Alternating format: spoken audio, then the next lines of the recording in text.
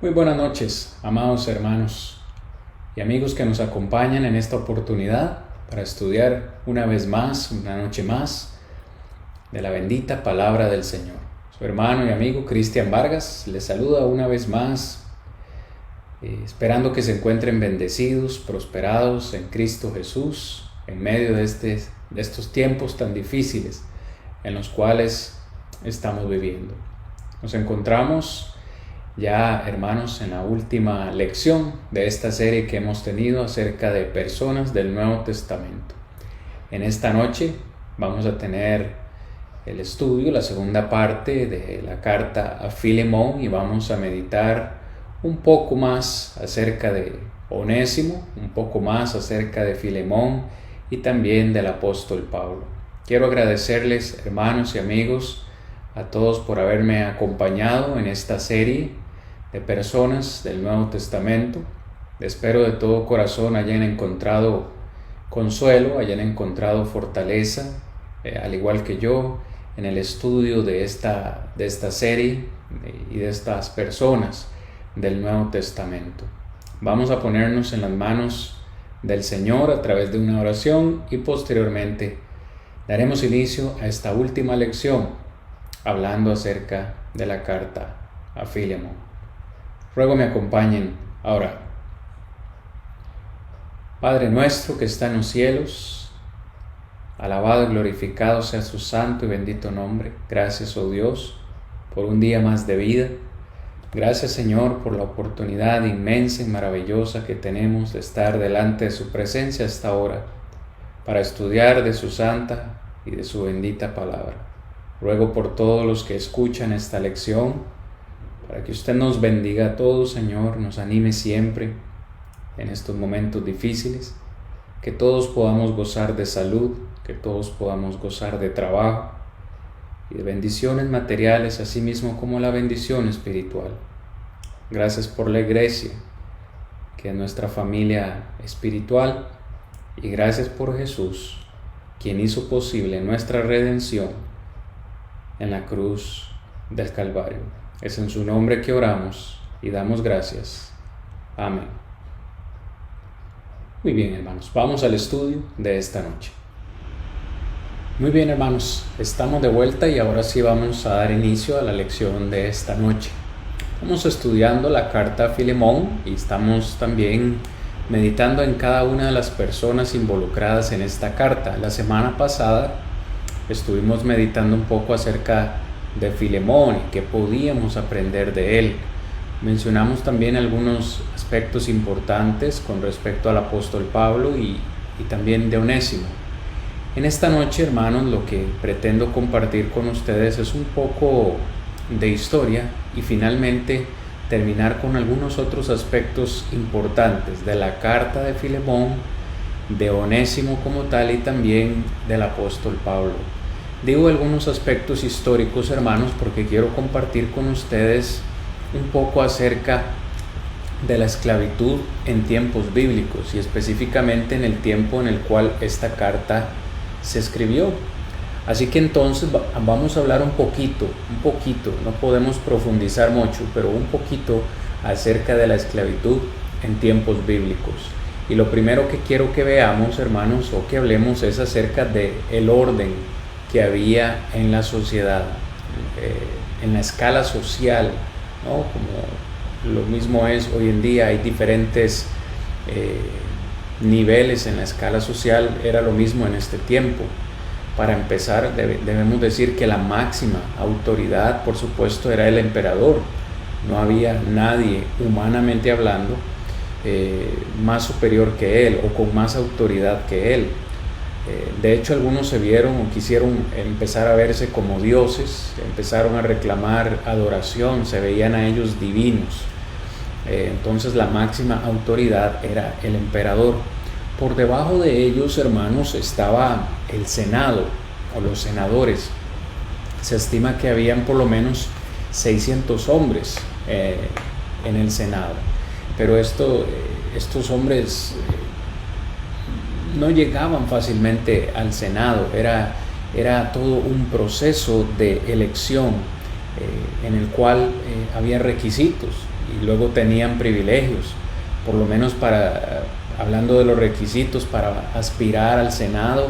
Primero se debía poseer una ciudadanía, debía ser ciudadano romano, por lo menos de 25 años y empezar a aspirar, empezando desde una posición que se llamaba un cuestor, para luego poder ser un magistrado, luego un pretor, aspirar a un consulado y posteriormente llegar al Senado. Por supuesto, los senadores tenían mucho poder, tenían poder político, judicial, solamente ellos podían aspirar a ser jueces y tomar decisiones judiciales. Tenían privilegios, hermanos, como asientos reservados únicamente para ellos en actividades públicas. Entonces, por debajo del emperador estaba el Senado o los senadores. Luego de ellos encontramos a los ecuestrianos. Y los ecuestrianos, hermanos, prácticamente eran los jinetes, eran la clase ecuestre de ese entonces y se componía por aquella caballería romana. Se dice que en el año 218 a.C. la clase ecuestre asumió funciones comerciales por un edicto.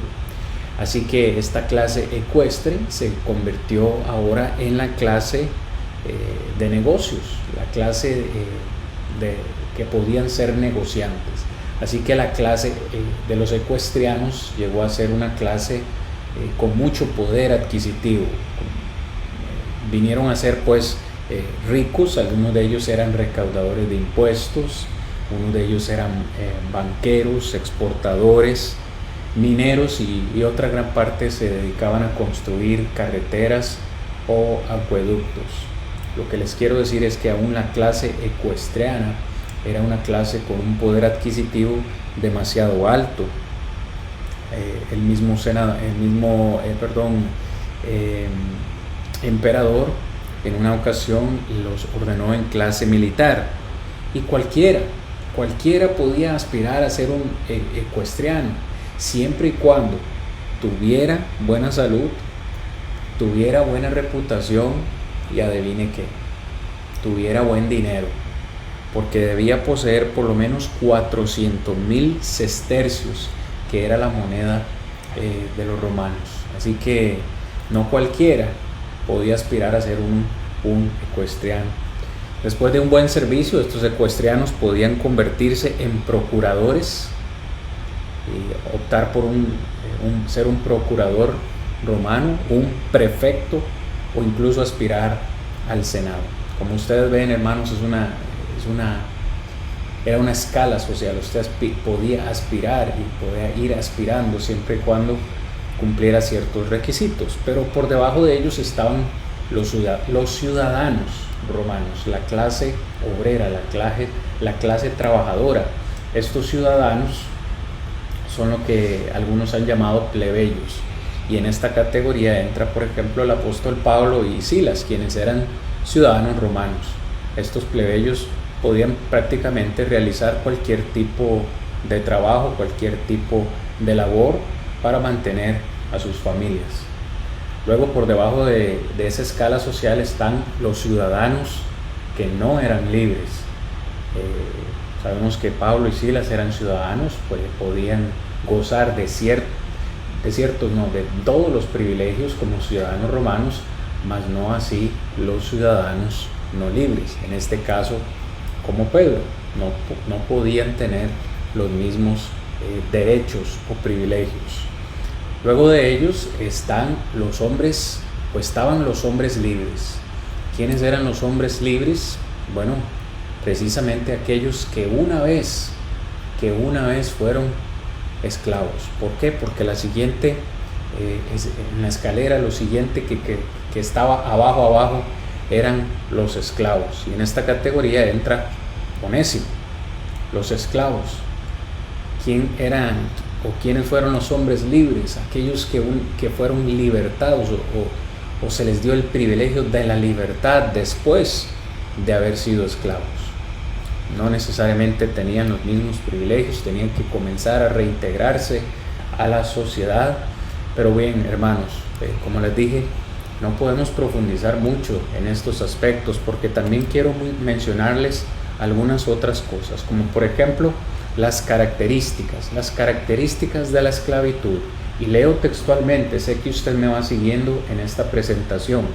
Los esclavos, como ya vimos, estaban abajo de la escalera de la sociedad y ellos no tenían decisión por su propia vida. O sea, si usted era un esclavo, en ese entonces usted no tenía decisión absolutamente de nada en su vida.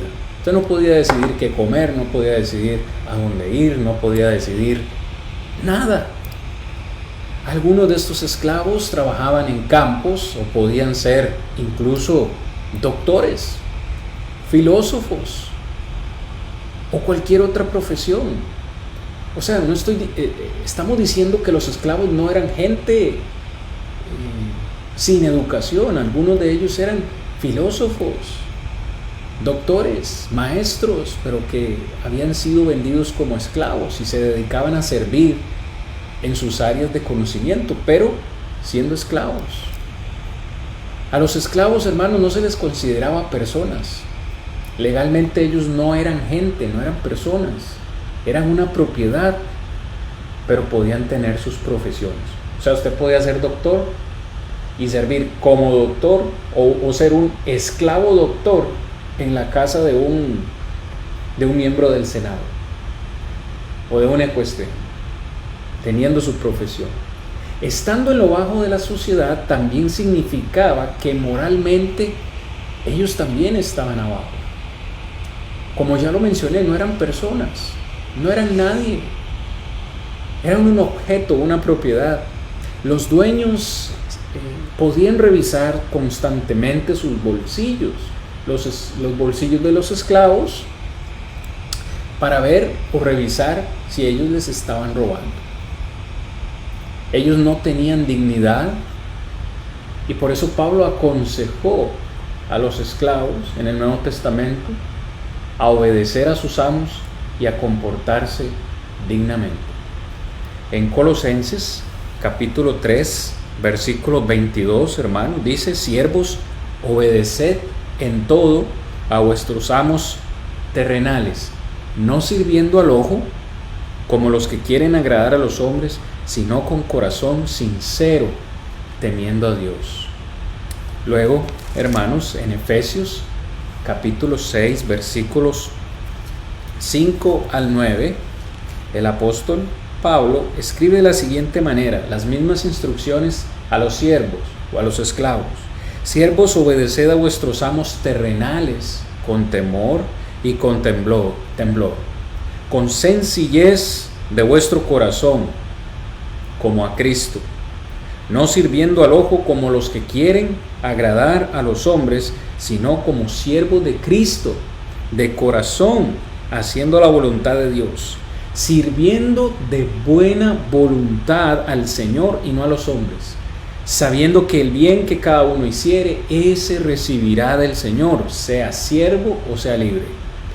Y vosotros, amos, haced con ellos lo mismo, dejando las amenazas, sabiendo que el Señor de ellos y vuestro está en los cielos y que para Él no hay acepción de personas. Vemos instrucciones del apóstol Pablo dadas por Dios, tanto para los siervos, para los esclavos, así como para los amos. Y note que está escribiendo a cristianos que tenían esclavos. ¿Cómo se suponía que un cristiano tratara a su esclavo cristiano? Pablo escribe y da esas instrucciones. Les dejo un par de versículos más aquí, hermanos, en la presentación, para que usted lo pueda leer en casa con su Biblia, porque necesito avanzar. Las características de la esclavitud. Los esclavos fueron considerados extremadamente peligrosos, porque ellos podían rebelarse en cualquier momento. Por supuesto, no eran tratados dignamente, no eran tratados como personas, constantemente recibían humillación. Cualquiera en su sano juicio quisiera rebelarse, quisiera escapar, quisiera tomar represalias contra su amo, y constantemente se les vio como como peligrosos. En ese entonces no se podía permitir que nadie se rebelara, porque si alguno escapaba y era atrapado, podía ser castigado públicamente o incluso ser ejecutado. Presta usted atención. Si un esclavo escapaba y era hallado, varias cosas podían suceder. En primer lugar, podía recibir un castigo público, ser azotado. En el peor de los casos, este esclavo podía ser ejecutado. Recuerde que ellos no tenían voluntad, eran una propiedad. Su amo, su dueño podía hacer con ellos lo que quisiera. Otra cosa que podía suceder es que se les pusiera, hermanos, un collar en el cuello con el nombre que indicaba de quién era propiedad ese esclavo. Todo esto para evitar que se escapara. Y ese collar era solo para los que habían intentado escapar. Solo para los que habían intentado escapar. Sin embargo, Onésimo no solo intentó escaparse de casa de su amo, lo llevó a cabo, se escapó de casa de su amo. Así que cuando usted considera estos aspectos, hermanos, al estudiar la carta de Filemón, encontramos a un esclavo que escapó de casa de su amo. O sea, Onésimo pudo haber enfrentado cualquiera de estas situaciones en el momento que regresara a casa de Filemón. Legalmente Filemón podía hacer cualquiera de estas cosas. Y es importante que nosotros tengamos esto en mente al repasar en un momento las palabras de Pablo a Filemón.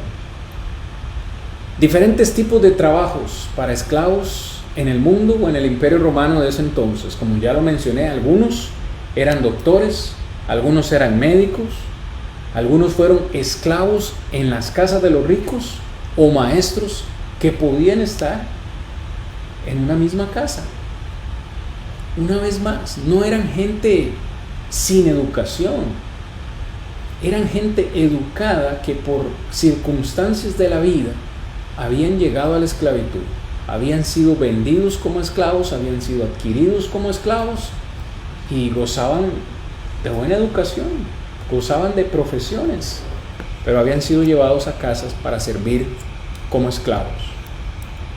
Muy bien, ¿cómo alguien se convertía en esclavo? Esto es importante. ¿Cómo es que alguien con una profesión, con educación, alguien letrado se convertía en un esclavo? Había varias formas en las cuales alguien podía convertirse en esclavo. En primer lugar, gente que era capturada en guerra o en grupos de bandidos. Si los romanos invadían una ciudad y la destruían y tomaban presos a esa gente, eran traídos automáticamente como esclavos. Y había todo un negocio, hermano. Había todo un negocio de esto. Estas personas que eran traídas podían ser vendidas, ¿no?, como esclavos. La segunda razón, o la segunda forma, es cuando una mamá era esclava. Si una mujer era esclava y esta mujer quedaba embarazada, automáticamente, quiero que preste atención, automáticamente el bebé, el niño que estaba en su vientre, aún sin nacer, ya sabía su madre lo que ese niño iba a ser automáticamente un esclavo. O sea, ese niño no era solo de ella, ya en el vientre suyo, ese niño o esa niña era propiedad de su amo. Una vez que naciera, él o ella automáticamente sería un esclavo o una esclava en esa casa. Alguien podía convertirse en esclavo cuando se le comprobaba o se le comprobara que tenía o había cometido serias actividades criminales. Automáticamente. Algunos bebés fueron expuestos en exposición y eran encontrados y hechos esclavos. O sea, si una mujer, siendo esclava, dejaba a su hijo una vez que daba luz lo dejaba por allá con la esperanza de que no fuera esclavo, y alguien encontraba a ese niño en la calle, automáticamente podía ser vendido como esclavo cuando creciera. Algunos se vendían a sí mismos. Esto es lo más triste, hermanos. Algunos se vendían a sí mismos o a la familia como esclavos para pagar sus deudas. O sea, si alguien tenía una deuda en ese entonces grande y no tenía cómo pagarla, decía, bueno, me voy a vender a mí mismo como esclavo, o voy a vender a mi hijo, voy a vender a mi hija, voy a vender a toda mi familia para pagar esa deuda. Y automáticamente pagaban la deuda, pero se convertían ellos en esclavos. ¿Cómo podía usted adquirir un esclavo?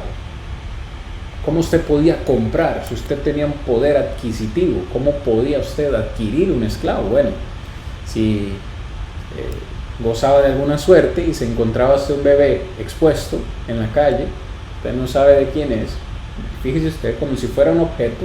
Si usted se encontraba un bebé, era su propiedad, podía venderlo usted como esclavo y ganarse algún dinero. Note todo el negocio. No puede haber ventas si no hay alguien que compre, ¿no?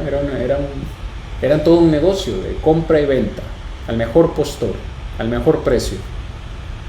Ir a la opción de los esclavos y comprar uno, así de fácil, como ir al supermercado y comprar algo hoy en día, ir a comprar un teléfono celular o, no, qué sé yo, lo que a usted se le ocurra. ¿Se quiere un esclavo? Quiero un esclavo, vamos al mercado, vamos a ver qué opciones hay. Niños, jóvenes, adultos, mujeres, niñas, todo lo que usted quiera, todo un negocio, todo un catálogo. Vamos al mercado. ¿Cómo usted podía adquirir un esclavo? Bueno, los esclavos nacidos en su propia casa. Si usted tenía una mujer esclava y quedaba embarazada, ya usted automáticamente, sin comprar, sin tener que invertir absolutamente más dinero, ya tenía un esclavo o una esclava más en camino. Usted también podía heredar esclavos. Supongamos que su padre tenía un esclavo y fallecía, en el testamento podía dejar escrito que el esclavo o los esclavos o la esclava que me pertenecían automáticamente se lo heredo a mi hijo. Eran heredados. O podía adquirir uno para pagar la deuda de otro. Muy bien. Así de triste, hermanos, era la esclavitud en tiempos bíblicos. Un último dato. ¿Cómo podía un esclavo liberarse? Usted podía ser liberado por su amo por su decisión. Era lo más fácil, pero al mismo tiempo lo más difícil. Si yo era esclavo de alguien, la única forma fácil y sencilla que yo podía recuperar mi libertad era que mi amo automáticamente me dijera: váyase de mi casa, usted es libre. Era el único que tenía esa potestad como dueño mío de darme la libertad. Igualmente en su muerte, como en un deseo, en su testamento, como un deseo de su muerte, decir, bueno, una vez que yo me muera, Cristian va a dejar de ser mi esclavo, le doy la libertad. O sea, un acuerdo de su voluntad. Podía ser liberado también por otra persona o ser redimido como un intercambio.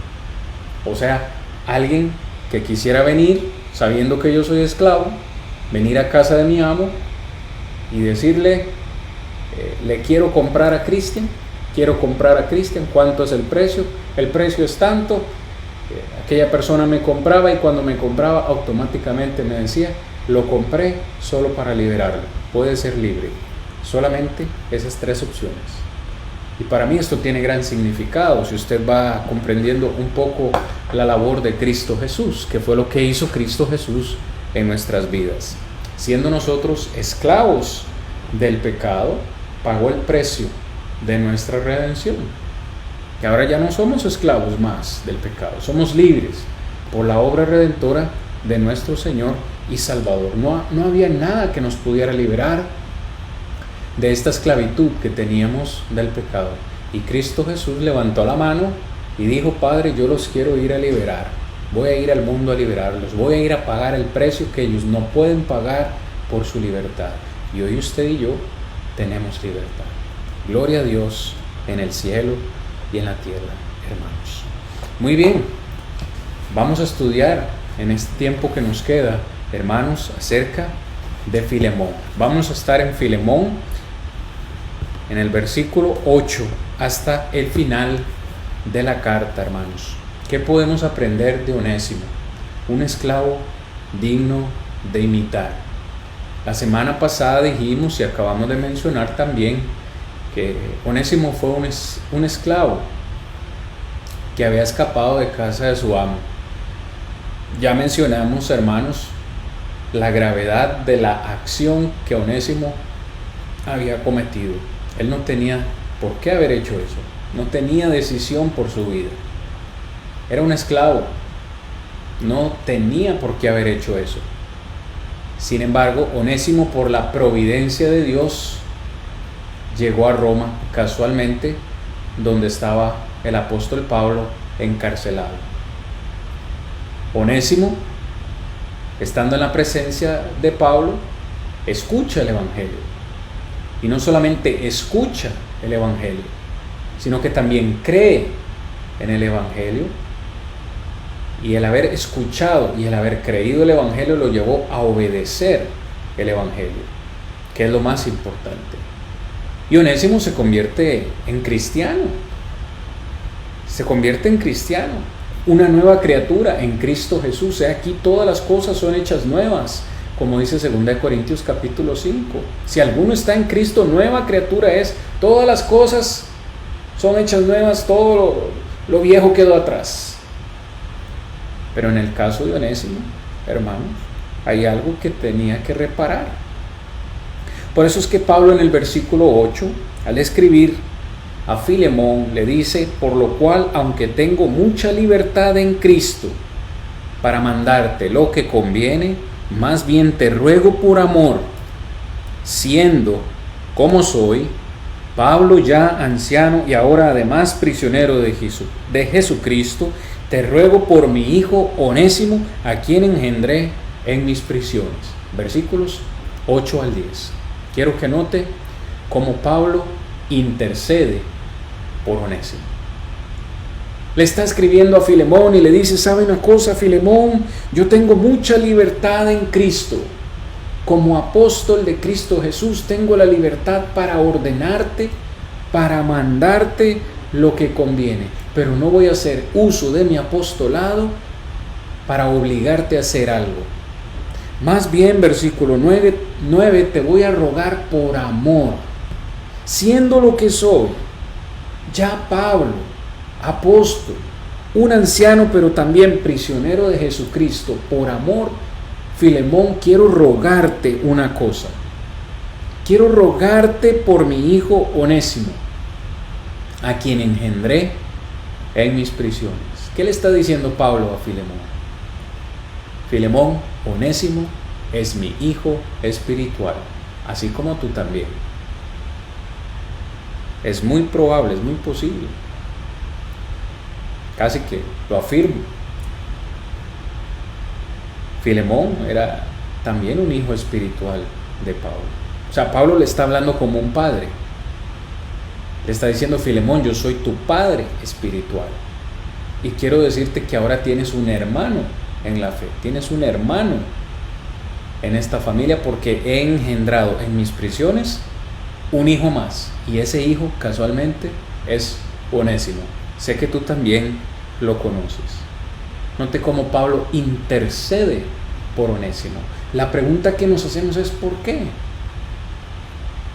Porque Pablo entiende el contexto.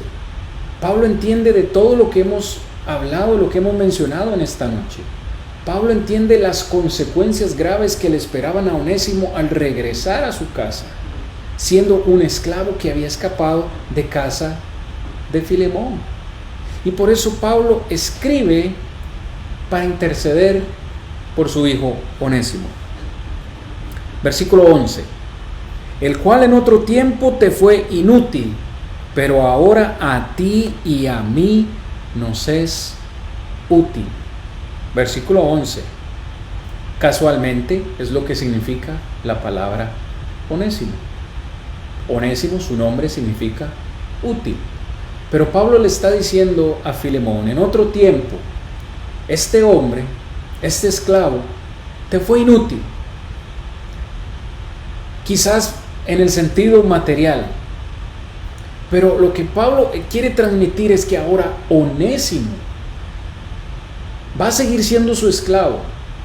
Va a seguir teniendo responsabilidades humanas, materiales o como esclavo en su casa, pero ahora va a ser más útil porque ya ahora no solamente es un esclavo, ahora es un hermano en Cristo. Y dice, te va a ser más útil porque sé, Filemón, la obra misionera, sé el gran trabajo, la gran paciencia, el gran amor, la gran fe, versículo 5, que tienes para con el Señor Jesús. Y este hombre te va a ser útil en el trabajo que haces en el reino de los cielos. Y yo quiero que usted note, hermano, cómo Pablo es sincero y dice, no solamente a ti te es útil, a mí también me es útil. Me ha sido útil aquí en la prisión. Note una vez más, hermanos, pero a ti y a mí nos es útil. Pablo fue un gran, ¿cómo decirlo, hermanos? Fue un gran preparador de siervos para mandarlos al campo. Y eso es algo que nosotros como iglesia necesitamos poner en nuestra mente, como siervos de Dios. Una de las mayores metas que nosotros como cristianos tenemos o debemos tener es preparar nuevos siervos para enviarlos al campo, hacerlos útiles para el reino de los cielos.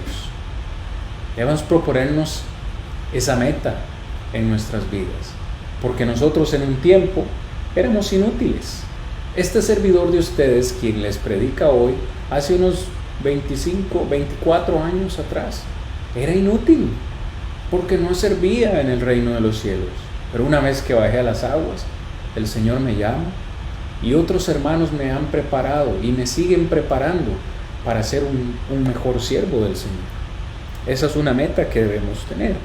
Ahora, en el versículo 12, Pablo dice, el cual vuelvo a enviarte. ¿Quién lo está enviando? Yo, Pablo, te estoy enviando a Onésimo. Ya sé que es tu propiedad, ya sé que es tu esclavo. Por esa razón, vuelvo a enviarte.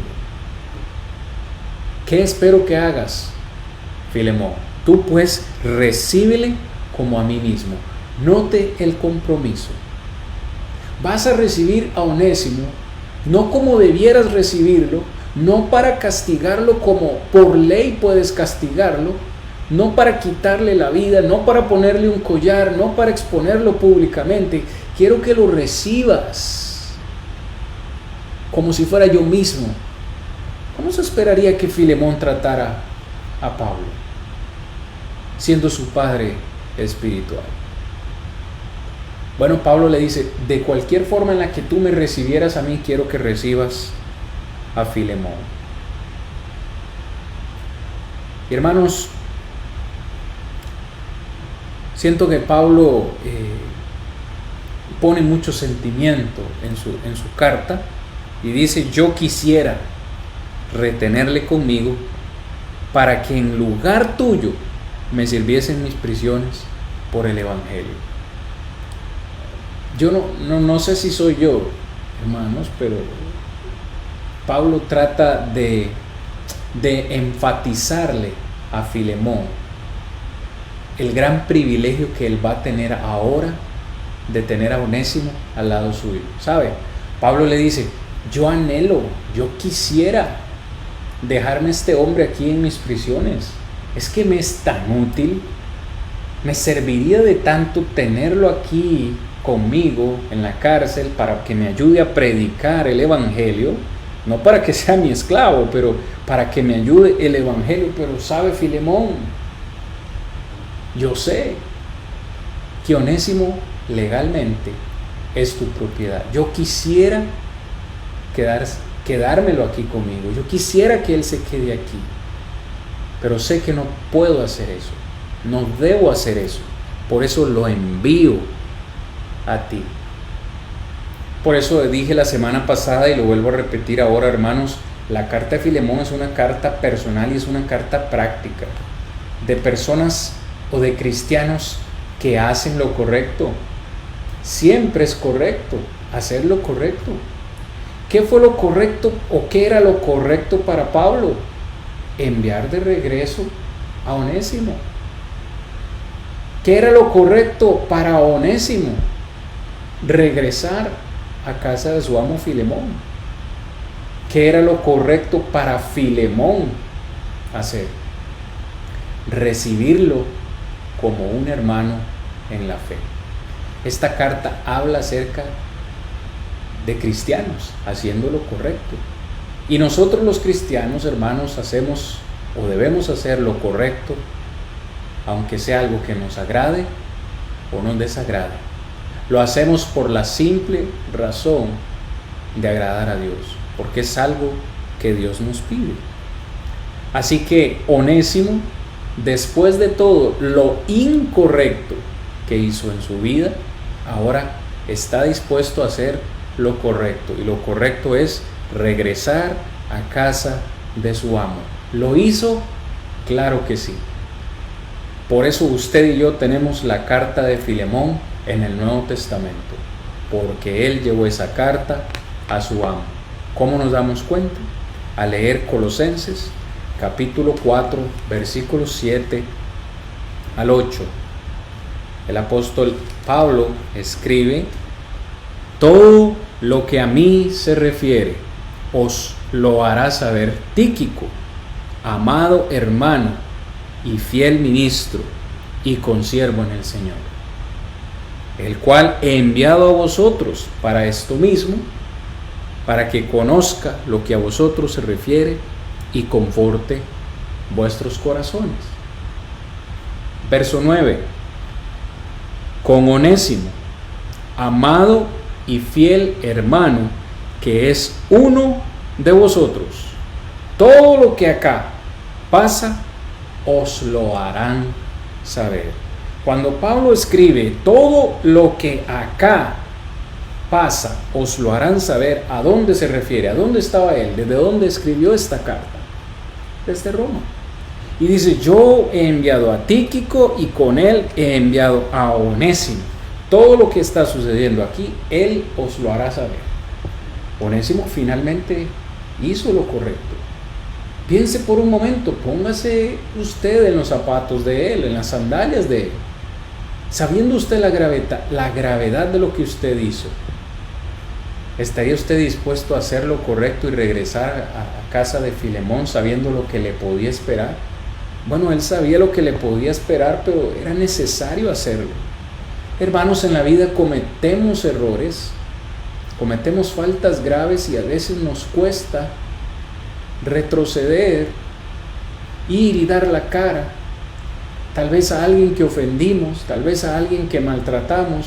Nos da cierta pena, cierto miedo regresar y dar la cara, hacer lo correcto, por miedo a qué irá a pasar, por miedo a cómo nos irán a tratar.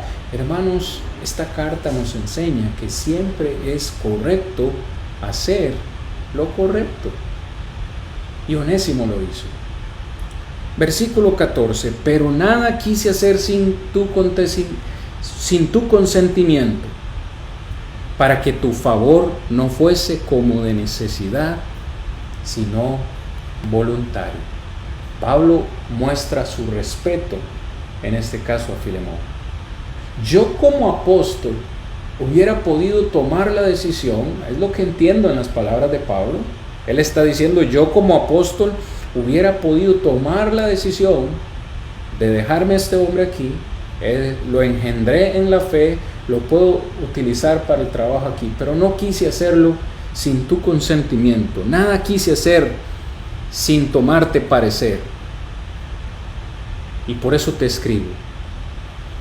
Verso 15. verso 15 y 16. Porque quizás para esto se apartó de ti por algún tiempo, para que le recibieses para siempre. No ya como esclavo, sino más que esclavo, como hermano amado, mayormente para mí, pero cuanto más para ti, tanto en la carne como en el Señor. Onésimo, hermanos, ya no solo es un esclavo, es un hermano y compañero de trabajo en el reino de Dios. Qué importante es, hermanos, que nosotros hoy en día, porque hoy en día nosotros no tenemos esclavos, ni creo, no lo sé, tal vez por lo menos en el área, en el continente donde vivimos, no hay esclavos. Desconozco que hermanos en la fe tengan esclavos, pero nosotros sí que lidiamos con otros aspectos, con diferencias entre nosotros, hermanos que nos ofenden, o nosotros que hemos ofendido a algún hermano.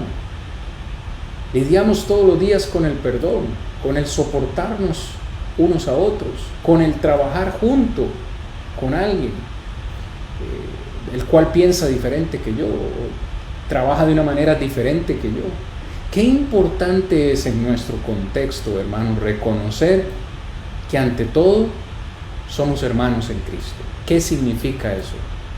Hermano, la familia siempre se ayuda, no importa qué. La familia siempre se apoya, no importa qué. Una vez más, Pablo le dice, quizás por la providencia de Dios, este hombre tuvo que salir de su casa. Tuvo que escaparse de su casa para que viniera a este lugar, yo le predicara el evangelio, él lo conociera y ahora yo pueda enviártelo a ti, ya no como un esclavo, sino también como un hermano en la fe. Ya no como una relación solamente terrenal de amo-siervo, sino como algo más grande, una relación espiritual, algo que sobrepasa el tiempo y el espacio, porque esta relación que a nosotros nos une en Cristo Jesús es y va a ser eterna. Si yo no puedo conciliarme, si yo no puedo llevarme bien, si no puedo estar junto o cerca de mi hermano en la fe, aquí en la tierra, ¿cómo espero pasar la eternidad con él? Hermanos, aquí en la tierra donde nos estamos preparando, y por eso la palabra del Señor usa exactamente esa palabra, soportándonos, es que hay que soportarnos, nuestras debilidades, nuestra flaqueza, soportarnos, y juntos de la mano caminar hacia la eternidad, donde allá sí y entonces sí seremos perfeccionados. Pero es una lucha. Entonces, cuando nos veamos tentados ante las diferencias que tenemos con nuestros hermanos en la fe, recordemos lo que realmente nos une, que es la sangre del Señor. Somos miembros de una misma familia. Verso 17 al 20, y con esto vamos casi aterrizando. Así que, si me tienes por compañero, dice Pablo, recíbele como a mí mismo. Y si en algo te dañó o te debe, ponlo a mi cuenta. Yo, Pablo, lo escribo de mi mano, yo lo pagaré, por no decirte que aún tú mismo te me debes también. Sí, hermano, tenga yo algún provecho de ti en el Señor, conforta mi corazón en el Señor. Oh, hermano, el amor fraternal de Pablo es lo que aprendemos en estos versículos. Pablo estuvo dispuesto a correr la milla extra. Sí, le escribe a Filemón una vez más, y perdone que sea tan insistente, una vez más reconociendo la situación, las diferencias que había entre Filemón y Onésimo, la gravedad de la situación, y le dice, Filemón, yo sé que probablemente todo este tiempo que Onésimo ha estado fuera de tu casa, tú has perdido ganancias, has perdido dinero. En cierta forma lo entiendo, en cierta forma lo reconozco, dice Pablo, pero si en algo te dañó, si Onésimo te dañó en algo, si dañó tu bolsillo, si dañó tus ganancias, si algo te debe, Onésimo, te ruego o te digo, ponlo en mi cuenta. Yo, Pablo, lo escribo de mi mano. Te digo, yo lo pagaré, por no decirte que aún tú mismo te me debes también. Pablo le dice a Filemón, si este hombre te dañó, te ofendió o te debe algo, ponlo a mi cuenta. Yo, Pablo, de mi propia mano lo estoy escribiendo, con toda sinceridad te digo, yo lo pagaré. Y eso deja mucho que decir del amor fraternal de Pablo. ¿Cuántos de nosotros estaríamos dispuestos, mis hermanos y amigos, a pagar una deuda de un hermano? Y no me refiero a dinero. A pagar las consecuencias de la falta de un hermano. Costaría, ¿verdad? Cuando en las iglesias del Señor constantemente vemos hermanos que casi que, y perdonen la sinceridad, casi que están esperando que un hermano falle para ir encima de él, para castigarlo y para verlo más hundido, para hacer leña del árbol caído. Y Pablo nos está dando un gran ejemplo, un ejemplo de amor. Pagar las deudas de aquellos que han ofendido a otros. Qué importante, hermanos. Usted ve a Pablo aquí, qué importante es ser mediador. Cuando sabemos que hay hermanos que tienen diferencias, que hay hermanos que están lidiando con una situación, y ponernos nosotros en el medio para ser conciliadores, mediadores, para que esos dos hermanos sanen su relación, para que esas dos almas por las cuales Cristo murió puedan reconciliarse y puedan ambas caminar al cielo. Y decir, hermanos, si alguno de ustedes ha ofendido al otro, yo voy a pagar la deuda. Pero Pablo también es sincero y le dice, yo te lo pago, yo pongo mi cara por él, pongo mis manos al fuego por él, aunque debería decir que en cierta forma tú también te me debes a mí. ¿Qué está diciendo Pablo? Le está siendo sincero a Filemón. En cierta forma tú me debes algo. Así que estamos empatados. Deberíamos saldar las cuentas aquí. ¿Sabe? Me encanta este concepto. Yo no sé si usted lo ha pensado, si lo ha considerado en algún momento. Yo no tengo cómo pagarle. Estoy en deuda al hermano que me predicó el Evangelio. Usted que me está escuchando, usted está en deuda. Una deuda con el hermano, la hermana o los hermanos que sacaron el tiempo y el amor para predicarles a usted el Evangelio. Vamos a estar en deuda con nuestro Padre Espiritual siempre, por habernos predicado la verdad del Evangelio. Y es lo que Pablo le está diciendo a Filemón aquí. En cierta forma tú te me debes. Yo soy tu Padre Espiritual. Para que Filemón entendiera que de cierta forma las cuentas quedaban saldadas. Ahí no había nada más que hablar. Me sigue, hermanos. Y en tanto Pablo le dice esto a Filemón, él de seguro lo entendió, de que entre cristianos no hay deudas,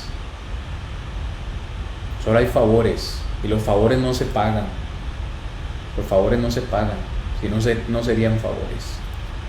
Estamos para ayudarnos, para alentarnos y para animarnos unos a otros. El amor fraternal de Pablo, aquí demostrado en sus últimas palabras. Verso 20, sí, hermano, tenga yo algún provecho de ti en el Señor, conforta mi corazón en el Señor. Yo quiero tener algún fruto, quiero tener algún provecho extra de la obra, de la predicación que yo te di a ti. ¿Cómo vas a llenarme de gozo, Filemón? Cuando recibas a Onésimo como tu hermano en Cristo. Eso me va a producir un gran gozo en mi alma. El mismo gozo que podríamos sentir nosotros cuando dos hermanos que han estado enemistados se reconcilian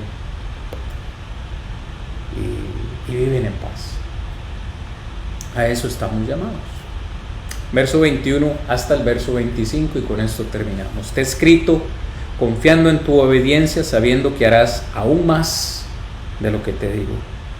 Prepárame también alojamiento, porque espero que por vuestras oraciones os seré concedido. Te saludan Epafras, mi compañero de prisiones por Cristo Jesús, Marcos, Aristarco, Demas y Lucas, mis colaboradores. La gracia de nuestro Señor Jesucristo sea con vuestro espíritu. Amén. Pablo termina su carta expresándole a Filemón por lo menos el buen deseo que él tiene de ir a visitarle.